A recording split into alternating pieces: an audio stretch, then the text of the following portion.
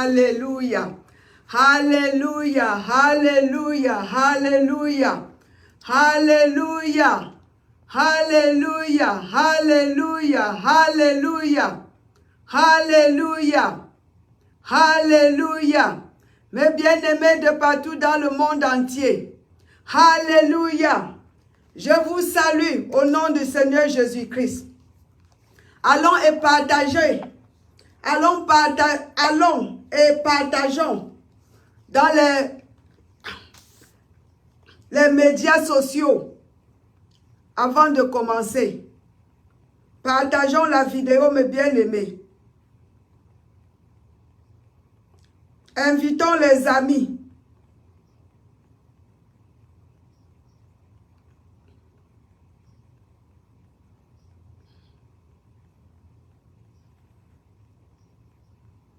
Je vous salue de partout dans le monde entier.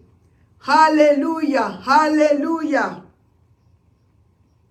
Le Tout-Puissant est grand. Roi des rois, éternel des armées. Peuple qui marchait dans les ténèbres sans savoir. Il y a longtemps,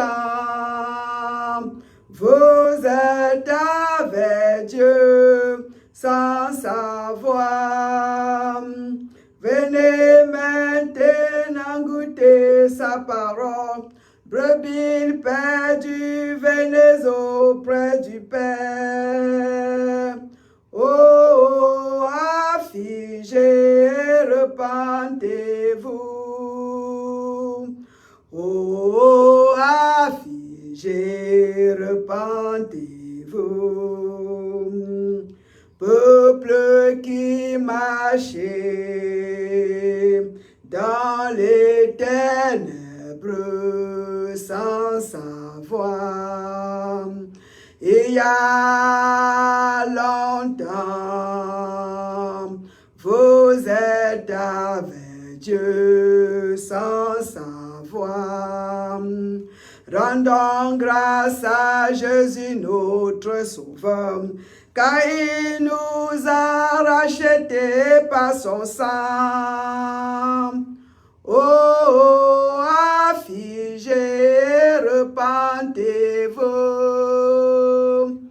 Oh, affligés, repentez-vous. Peuple qui marchait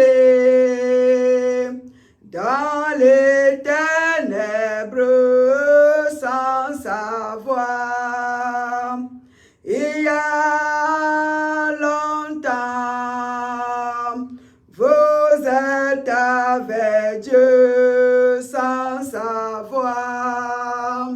Venez maintenant goûter sa parole. Brebis perdues, venez auprès du Père. Oh, affligés, repentez-vous. Oh, affligés, repentez-vous. Oh, affligés, repentez-vous. Que Dieu le Père soit avec nous tous les jours. Que Dieu le Père soit avec nous tous les jours. Rendons grâce à Jésus notre Sauveur, car il nous a rachetés par son sang. Oh, affligés, repentez-vous. Oh, affligés, repentez-vous. Amen. Amen. Amen. Amen.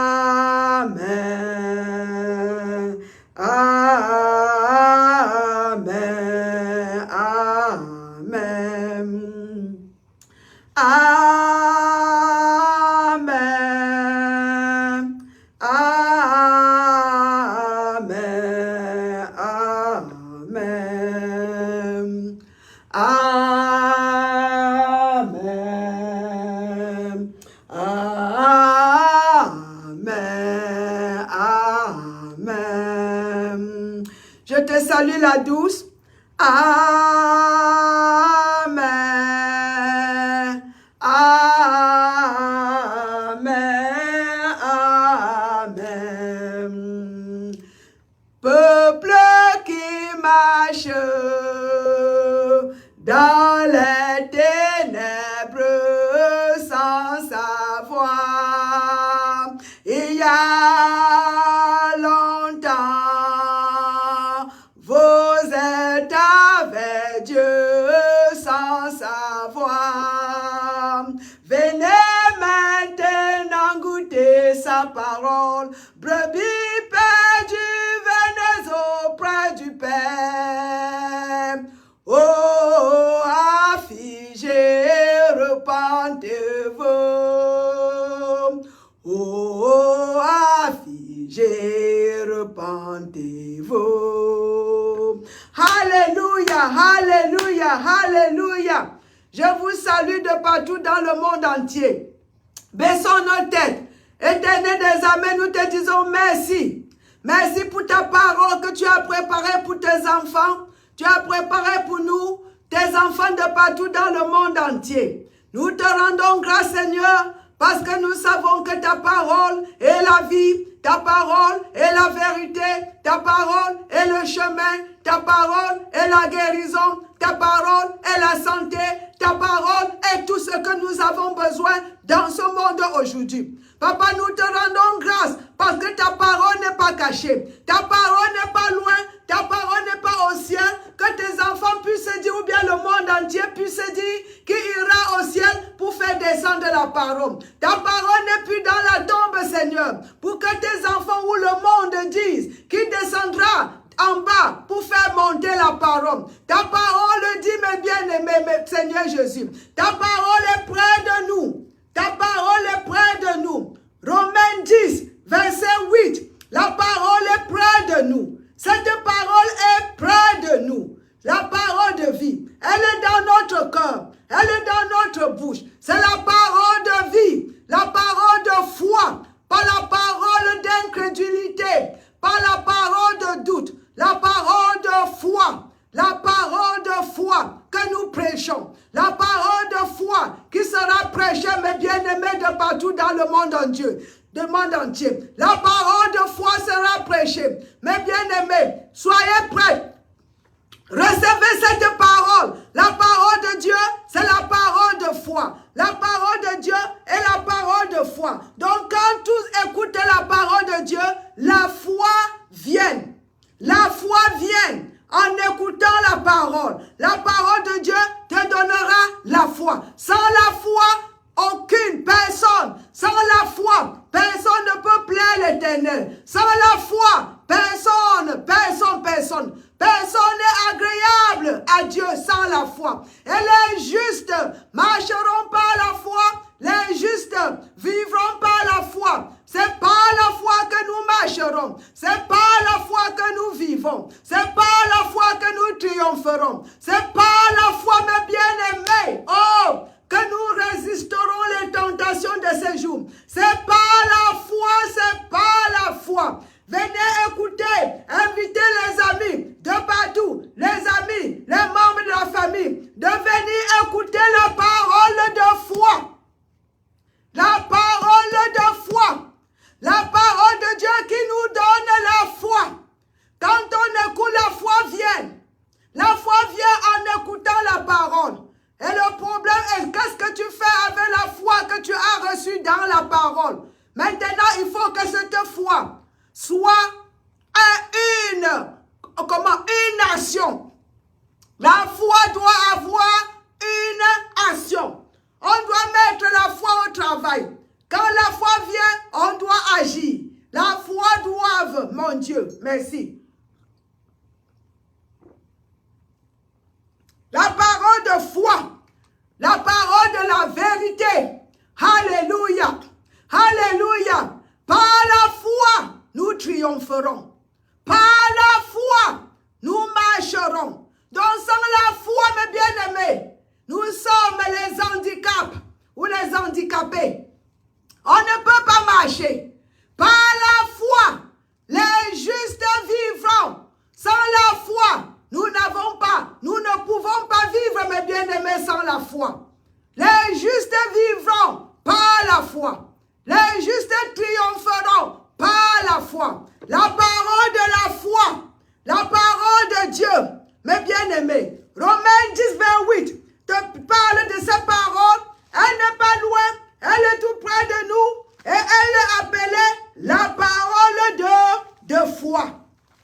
Merci.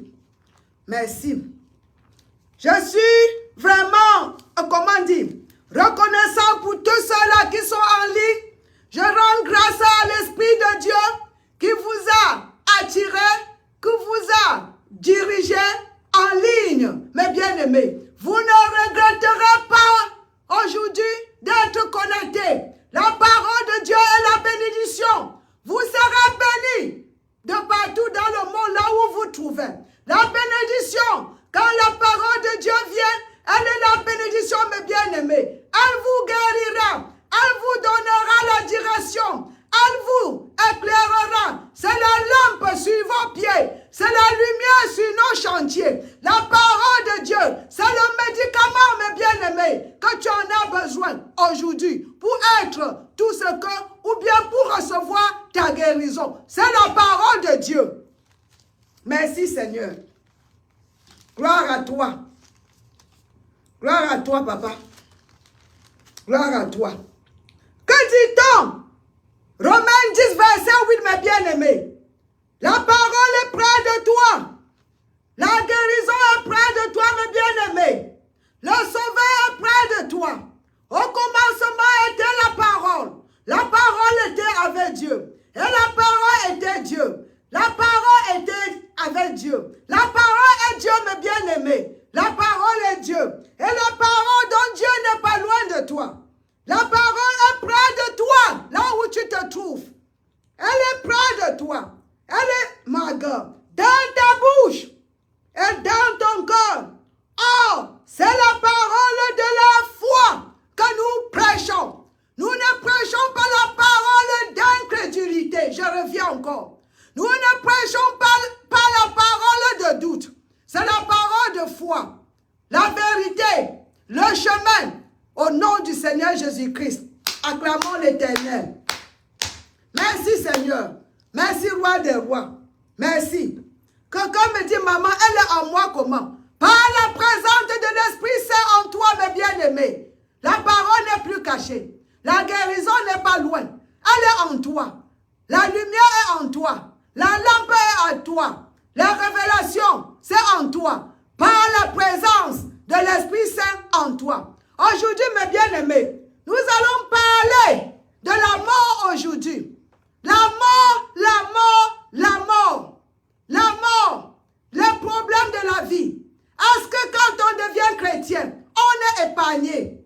Est-ce qu'on est épargné des problèmes? Est-ce qu'on est épargné parce qu'on est né de nouveau? Est-ce qu'on est épargné des difficultés de la vie? Voilà ce qu'on va en parler aujourd'hui, mes bien-aimés. Vous allez avec moi. Surtout, je vais, ma God, je vais me, comment? Je vais, glory to God, focus. Je vais vraiment diriger l'enseignement sur la mort, mes bien-aimés. Est-ce que quand on est enfant de Dieu, on est épargné? La mort, la mort, la mort. La parole de Dieu nous dit dans les livres, l'évangile selon Saint Jean. Allons là-bas. Le chapitre 3. Un sujet vraiment très, très important. Nécessaire à tout le monde, à tous les enfants de Dieu de partout dans le monde, d'écouter ce message. Après, partagez la vidéo. Invitez les amis. C'est très bien, même si c'est 5 minutes. Nous allons traiter ce problème de la mort. La mort. Est-ce que la mort, c'est pour les païens? Est-ce que la mort, c'est pour les enfants de Dieu? Alors, on va en parler. Mon Dieu. Jean chapitre 3, le verset 16. Car Dieu a tant aimé le monde qu'il a donné son Fils unique. Le Fils a été déjà donné. Le Fils n'a pas été né. Un enfant était né. Ésaïe 9, le verset 6. L'enfant était né, mais le Fils a été donné. Mes bien-aimés, voyez bien la différence. L'enfant a été né. L'enfant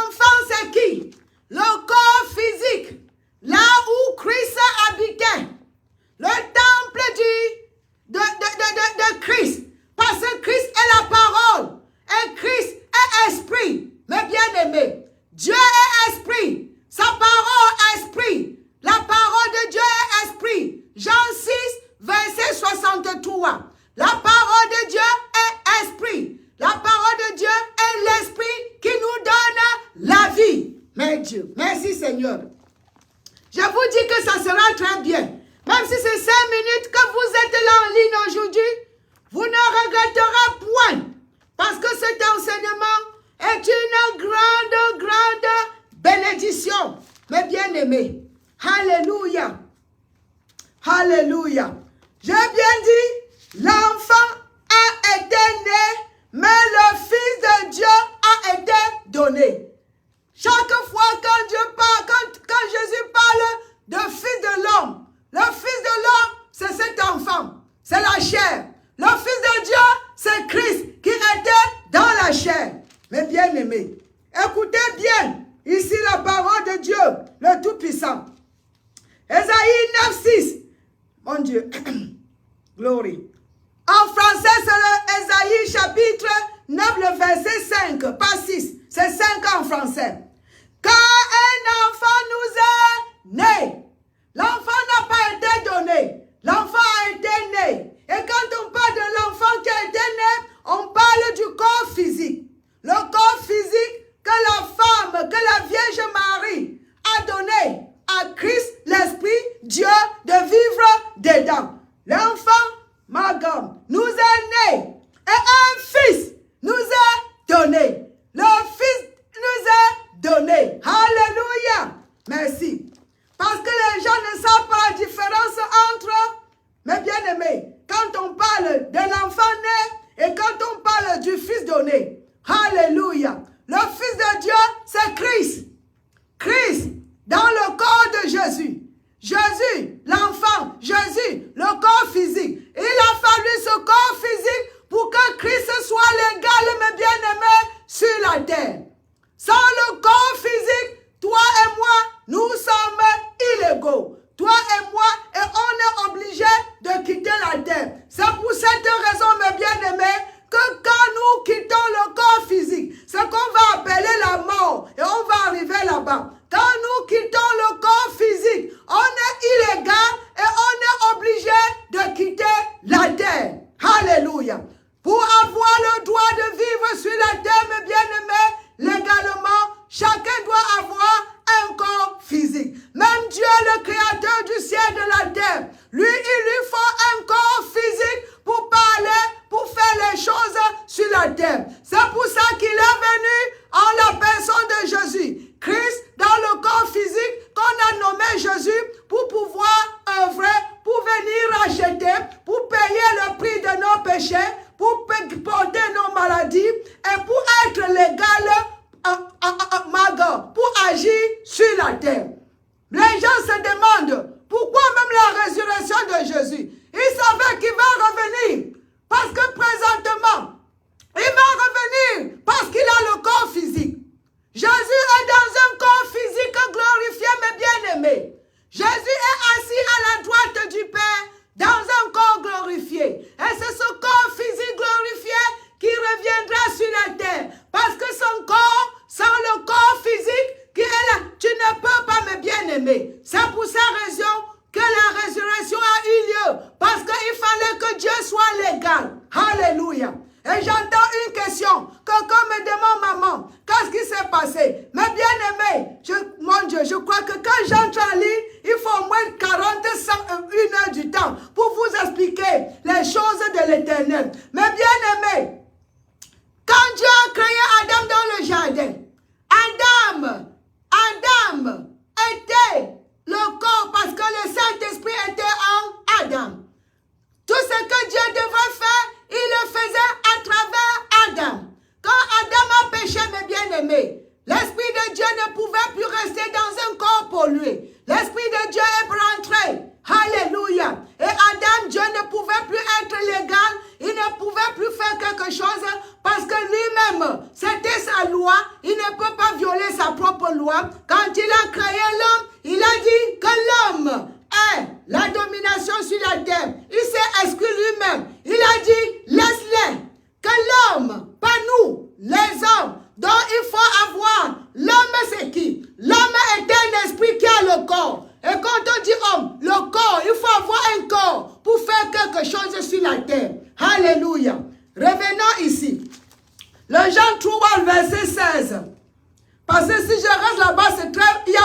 a dit là-bas. Mes bien-aimés, Dieu a tant aimé le monde qui a donné son Fils unique, afin que quiconque croit en lui ne périsse point, mais qu'il ait la vie éternelle. Voilà le problème aujourd'hui. Les enfants de Dieu disent que mais Jésus est venu nous donner la vie éternelle. Pourquoi alors la mort? Pourquoi la mort?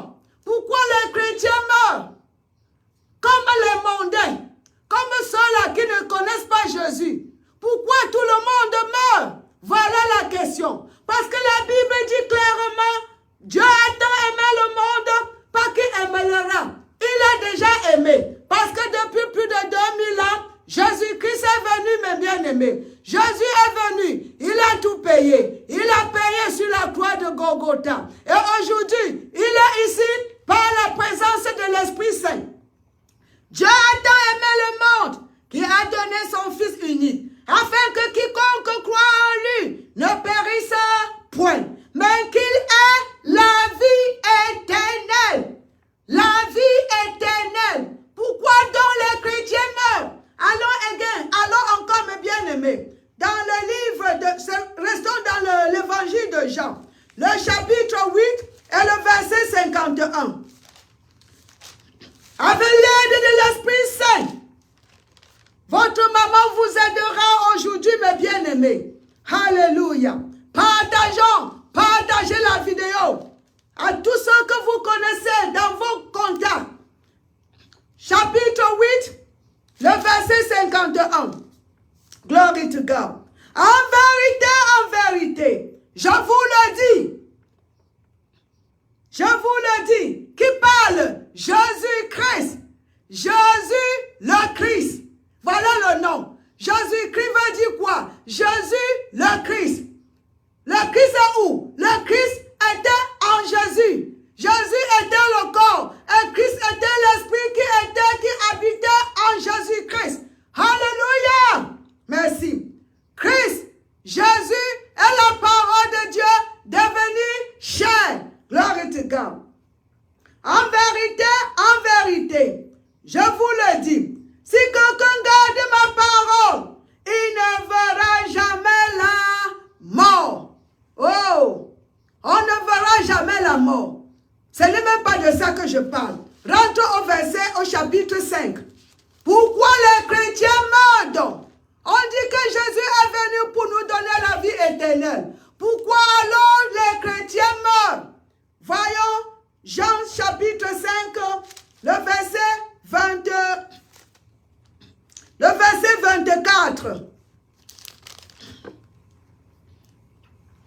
En vérité, je vous le dis, celui qui écoute ma parole et qui croit à celui qui m'a envoyé a la vie éternelle et ne vient point en jugement, mais il est passé de la mort à la vie. Oh, est-ce qu'il n'y a pas la confusion? On dit qu'on ne mourra point. On dit ici qu'on est passé de la vie à la mort. De la mort à la vie.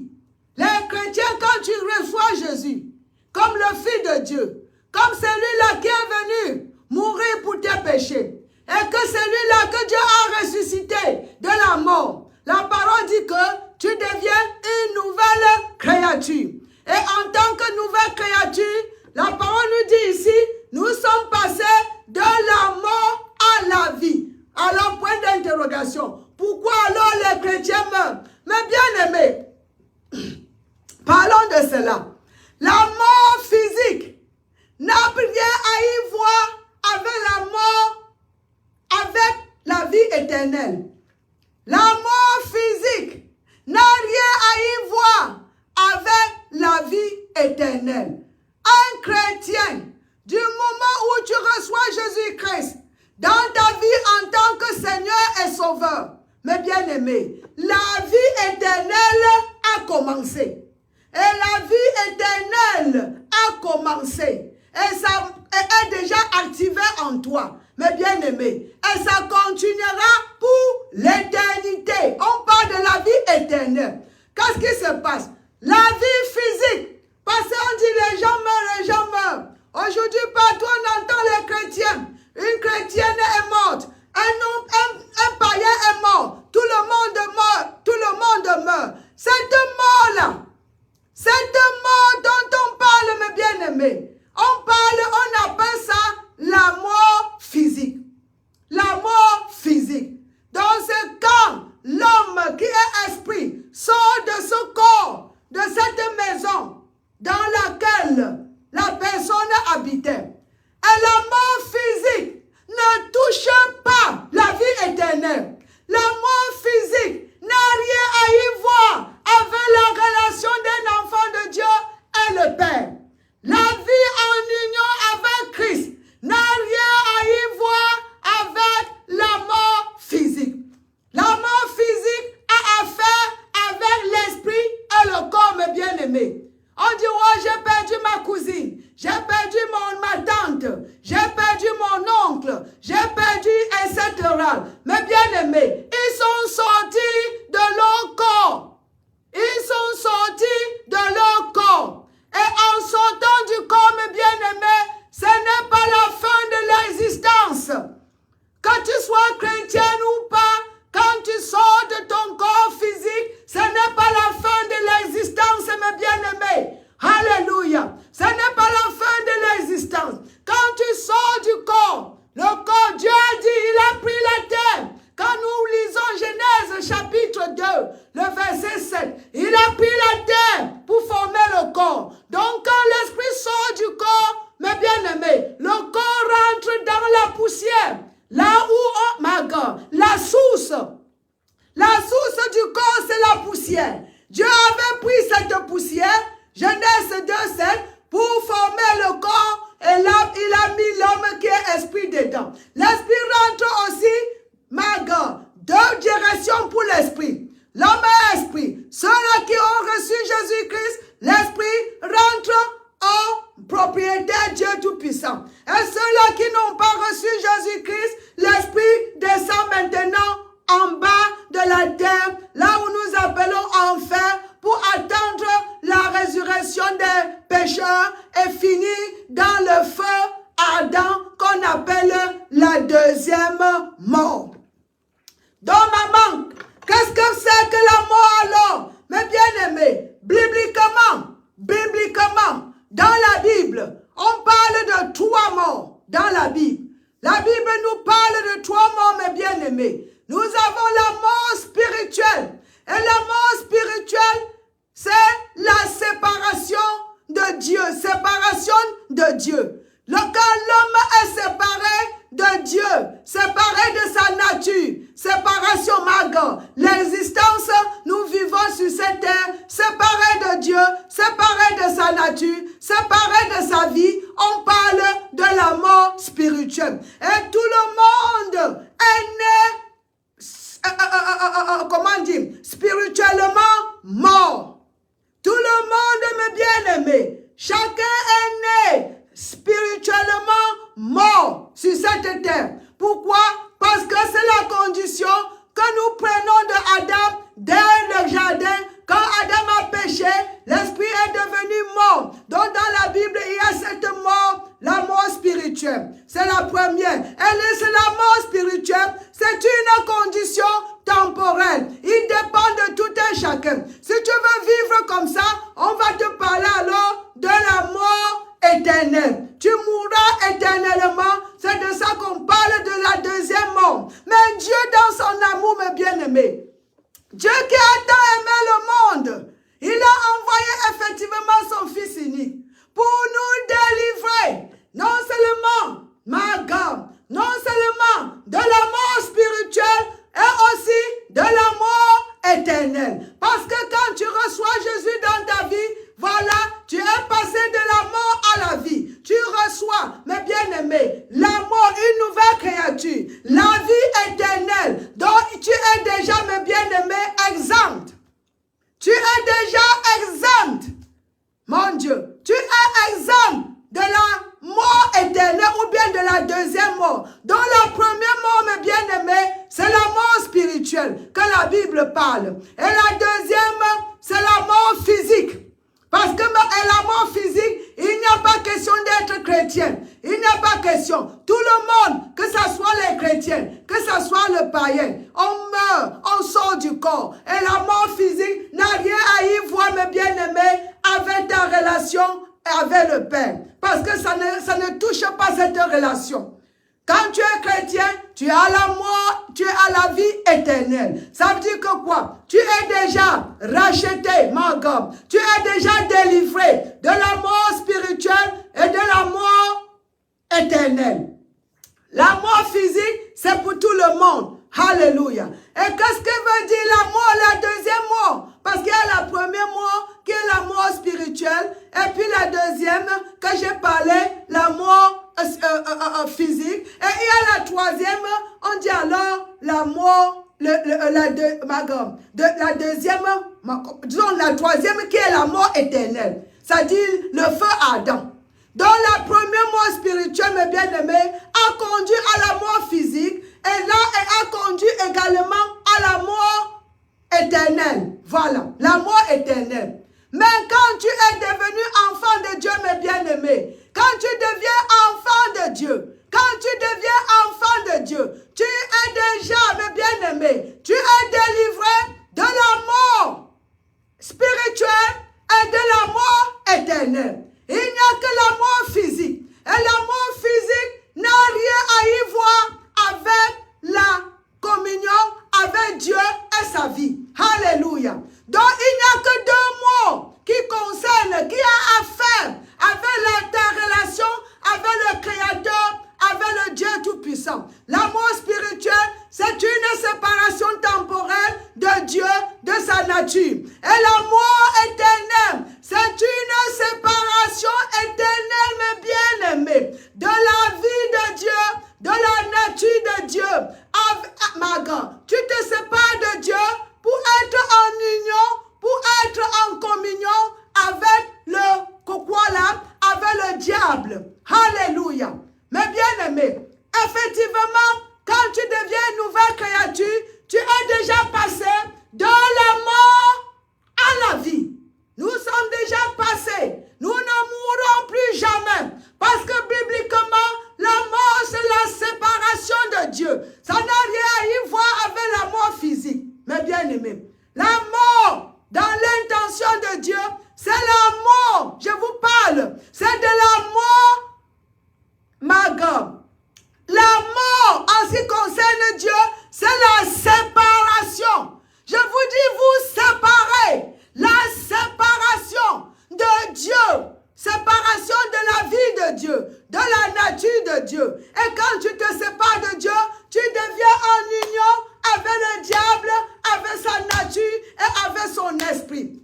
Et du moment où tu reçois Jésus, comme il a dit ici, mes bien-aimés, la vie éternelle a repris. Alléluia. L'esprit qui était mort est devenu vivant. Alors tu n'auras plus ce qu'on appelle la deuxième mort, que la Bible parle, c'est la mort éternelle. Tu as déjà la vie éternelle. Alléluia. C'est pour cette raison, quand un enfant de Dieu meurt, quand tu perds un membre de la famille qui est chrétien, mes bien-aimés, ça n'a rien à y voir avec sa relation avec Dieu. Ça a à faire avec sa vie sur la terre. Parce que sans le corps, tu es illégal. Je dis bien que tu es illégal sur la terre sans le corps. Tu es illégal.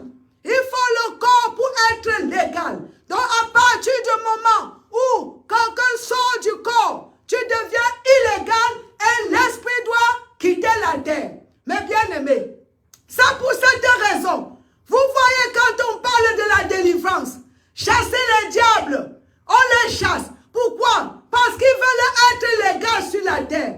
Les démons veulent habiter dans le corps pour utiliser le corps pour faire les choses. De la même manière que le serpent dans le jardin a donné son corps au diable pour séduire, pour parler à Adam. Parce que pour nous parler, mes bien-aimés, il faut une personne pour nous confronter.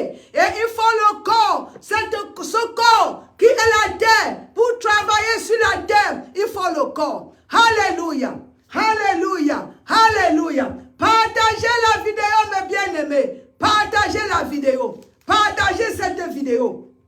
Partagez la vidéo. Oh, glory to God. Alléluia. Donc, mes bien-aimés, nous n'avons pas peur de la mort physique. La parole de Dieu dit, quand nous sommes absents dans le corps, nous sommes présents avec le Seigneur Jésus-Christ. Alléluia. Et c'est pour cette raison que nous devons, mes bien-aimés, ma God, présenter l'évangile à nos membres de famille.